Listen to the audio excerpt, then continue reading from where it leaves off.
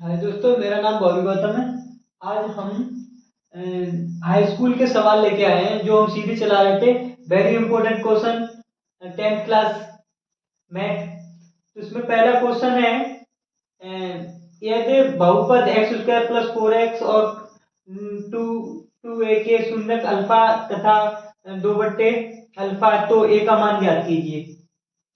और कुछ हमें फैक्टराइजेशन भी बताना है जो बच्चे कर नहीं पा रहे हैं, इसको हमें बताना है। इसको बहुत इंपॉर्टेंट है, इसके बगैर सवाल भी नहीं लगेंगे। इसको आना चाहिए कैसे करने इनके गुणनखंड।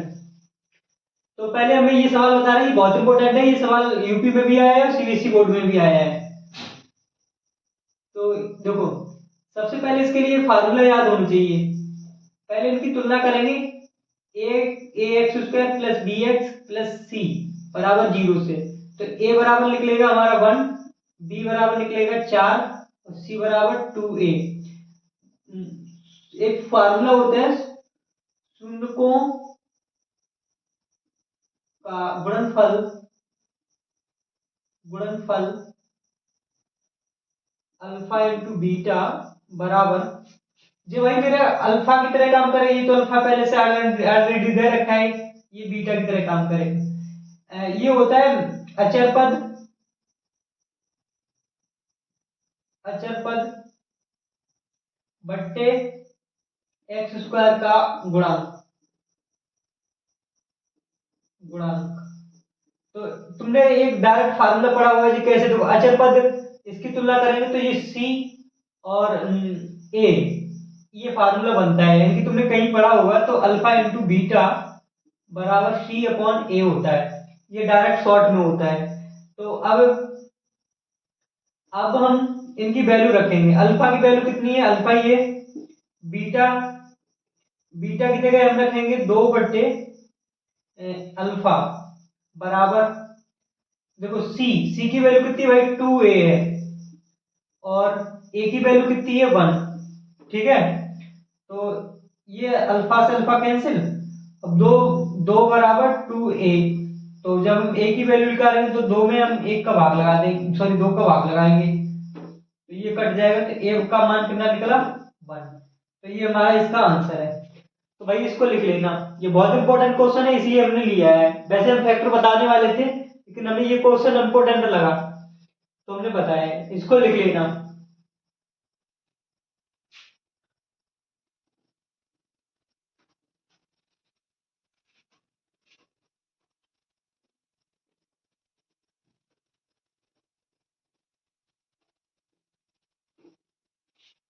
देखो, इसके हम गुणनखंड कर रहे हैं भाई।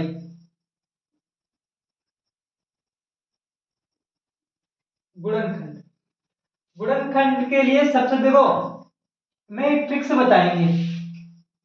एक्स स्क्वायर 5x प्लस 6 एक जीरो, एक सादा सवाल लिया है। उसके बाद हमने थोड़े कॉम्प्लिकेटेड और थोड़े नॉर्मल सवाल है। तो ये हो जाएगा 6। बट अब इनको जोड़े तो हमें हमें 5 मिलेगा कि नहीं मिलेगा? इनको गुणा करें तो हमें 6, इन दोनों को जोड़े तो कितना मिलना चाहिए? 5। देखो अब देखो एक्स स्क्वायर, अब मैंने इसके साथ लिख लिया 3x और एक जो 2x बचा है इसको 2x लिख लिया बराबर 6 बराबर 0। अब मैंने यहाँ से कॉमन लेंगे। देखो यहाँ पे 2x है, यहाँ पे 1x है, तो 1x हमने कॉमन ले लिया तो बचा कितना? 1x और यहाँ बचा 3 और प्लस, देखो यहाँ पे भी 2 है, यहाँ पे भी दो है, क्योंकि 6 को हम ऐसे लिख सकते हैं 3 इंटू 2।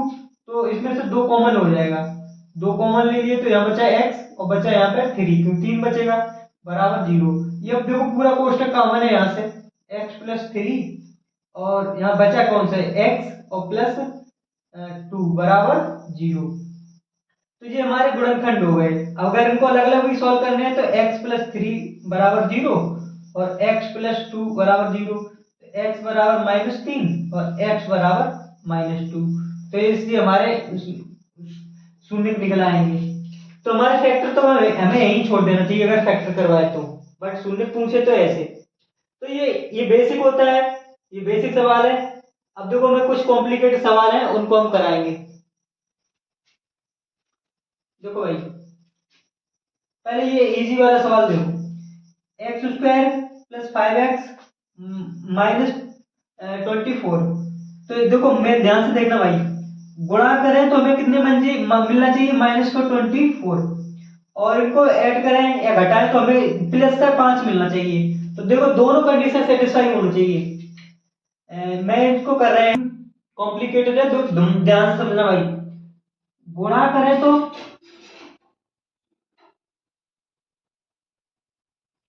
-24 चाहिए हमें। अगर हमने 8 या 24 इनको गुणा कर लिया तो हमें कितने मिलेगा यहाँ पे, 24। बट 8 में से हमने 3 घटाएंगे तो हमें 5 मिल जाएगा। ठीक है, अब आप कहोगे इसको माइनस का क्यों लिया, इसको माइनस का क्यों नहीं लिया। अगर मैंने इसको माइनस का लिया तो इसका तो -24 तो हो जाएगा, बट इससे घटाएंगे तो हमें माइनस का 5 मिलेगा।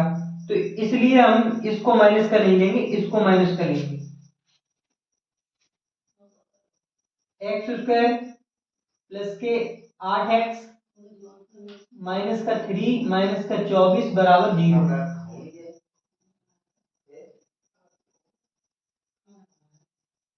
इसमें से कॉमन लेंगे हमें x, अच्छा x 8 माइनस का 3 कॉमन ले लिया, x दोनों में से माइनस कॉमन लेंगे तो यहाँ पे बचेगा, इसे भाग लगेगा तो इसमें 8 बचेगा बराबर 0। ये पूरा कोष्टक कॉमन है, x प्लस 8 x माइनस 3 बराबर 0। तो ये हमारे क्या हो गए, फैक्टर हो गए।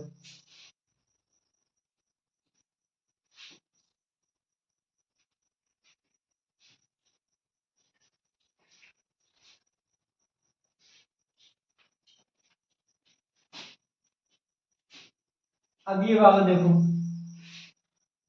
इसका इसके साथ मल्टीपल करेंगे तो हम समझाएंगे भाई, ध्यान से देखना।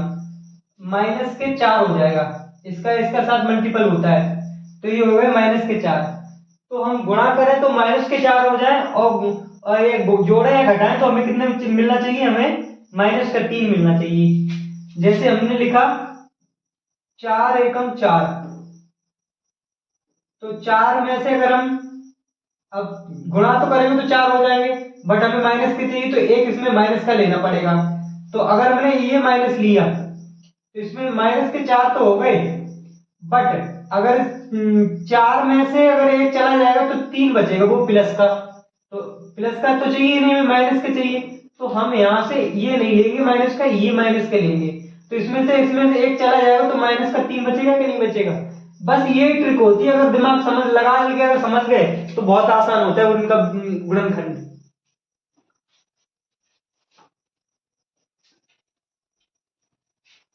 देखो अब मैं करके दिखा रहे हैं, 4x²। अब हमें यहां से लेंगे 4x, इसको प्लस करेंगे x, और -1 बराबर 0। इधर से हम कॉमन लेंगे 4x, 4x कॉमन लिया तो यहाँ बचा एक x, और एक इधर 1 बचेगा। इधर से हमने कुछ कॉमन लिए तो 1 कॉमन ले लेते हैं तो 1 बराबर 0। यहाँ पूरा कोष्टक कॉमन हो गया, x - 1, और यहाँ पे बचा 4x और +1 बराबर 0। तो ये हमारे क्या हो गए, गुणनखंड हो गए। सिमिलरली इधर भी ये देखो, यहाँ पे थोड़ा ऊपर कर ले रहे, 3x² + 4 - 4 बराबर 0। देखो मुझे इसके साथ गुणा करना है, ध्यान से समझना, अगर नहीं समझ पाए तो हमें -12 मिलेंगे, -12। हम गुणा करें तो हमें -12 मिल जाए, अगर जोड़े घटाए तो हमें +4x मिल जाए। तो देखो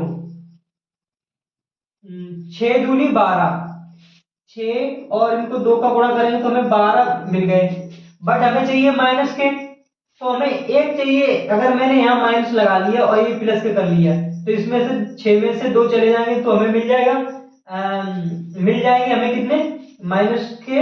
ये तो उनका गुणा करेंगे तो माइनस के मिल जाएंगे, बट इसमें से घटाएंगे तो हमें प्लस के 4 मिल जाएंगे। पर आप कह रहे हैं कि इसको ही क्यों लिया माइनस, अगर मैं इसको माइनस कर लाया, इसको माइनस ले तो माइनस के 12 तो मिल जाएंगे, बट इसमें से घटाएंगे तो -4 चाहिए, बट हमें -4 नहीं चाहिए, हमें प्लस के चाहिए। ठीक है, तो यहाँ पर करेंगे 3x स्क्वायर और हमें चाहिए प्लस के 6x माइनस के 2x माइनस के 4 बराबर 0। इधर से हम कॉमन लेंगे 3x कॉमन ले लिया तो बचा एक x, 3 से भाग लगाएंगे तो बचेगा 2। इधर से माइनस के 2 कॉमन लेंगे तो बचा x और प्लस के 2 बराबर 0। ये पूरा कोष्टक कॉमन है। x प्लस 2 और यहाँ पे आएगा इसका 3x माइनस 2 बराबर 0। अगर निकालने हो तो इसका फैक्टर अलग अलग करके निकाल लेना जैसे यहाँ पे बताया वैसे। अब देखो ये थोड़ा कॉम्प्लिकेटेड है, इसको बताना ध्यान से समझना भाई। इसका हमें इसके साथ गुणा करना है तो इसका गुणा करेंगे 6√3 और √3। इसका रूट और रूट का 3 से गुणा करते हैं तो 3 बन जाएगा, तो 6 गुणा 3 बराबर 18। हम गुणा करें तो हमें कितने मिल जाए 18 और जोड़ें तो हमें कितने मिल जाए, जोड़े घटाएं तो हमें कितने मिल जाए 11। तो 9 दूनी 18, 9 दूनी 18 और 9 और 2 कितने हो जाते हैं 11। तो यहाँ पे ये सही है 3x square plus 9x plus के 2x और प्लस के 6√3 बराबर 0। इधर से हम कॉमन ले रहे हैं, देखो 9 को हम ऐसे लिख सकते हैं यानी कि 3 इंटू 3 और 3 को हमने अभी लिखा है कि 3 को हम ऐसे भी लिख सकते हैं √3 इंटू √3। तो देखो भाई यहाँ से ये 3 है, इसको हम ऐसे लिखते हैं √3 इंटू √3। तो कॉमन देखो यहाँ पे देखो रूट है, यहाँ पे भी है और यहाँ पे भी √3 है, तो रूट हमने 3 कॉमन ले लिए यहाँ से। तो हमारे पास √3x कॉमन लिया, बचा x। अगर इसमें से √3 कॉमन लेंगे तो हमारे पास 3 बचेगा और √3 बचेगा और प्लस अगर यहाँ से हम 2 कॉमन ले लेंगे 2, तो यहाँ पे बचेगा x, यहाँ पर 2 से भाग लगेगा तो यहाँ बचेगा 3 और √3 बराबर 0। ये पूरा कोष्टक कॉमन हो गया x प्लस 3 √3 और यहाँ पे बचा √3 x प्लस 2 बराबर 0। तो ये हमारे कौन से हुए, इनके गुणनखंड हो गए। तो गुणनखंड मस्ट है भाई, इनको याद करना बहुत जरूरी है, सॉरी इनको सीखना बहुत जरूरी है। इनके बगैर कहीं सवाल नहीं लगेंगे। अगर इसमें बहुपद के सवाल लगाओगे तो उनका फैक्टर करना जरूरी है। तो ये तो हो गए सवाल। अब देखो भाई मैं तुम्हारे के लिए कुछ होमवर्क में दे रहे हैं, वो सवाल वो करना।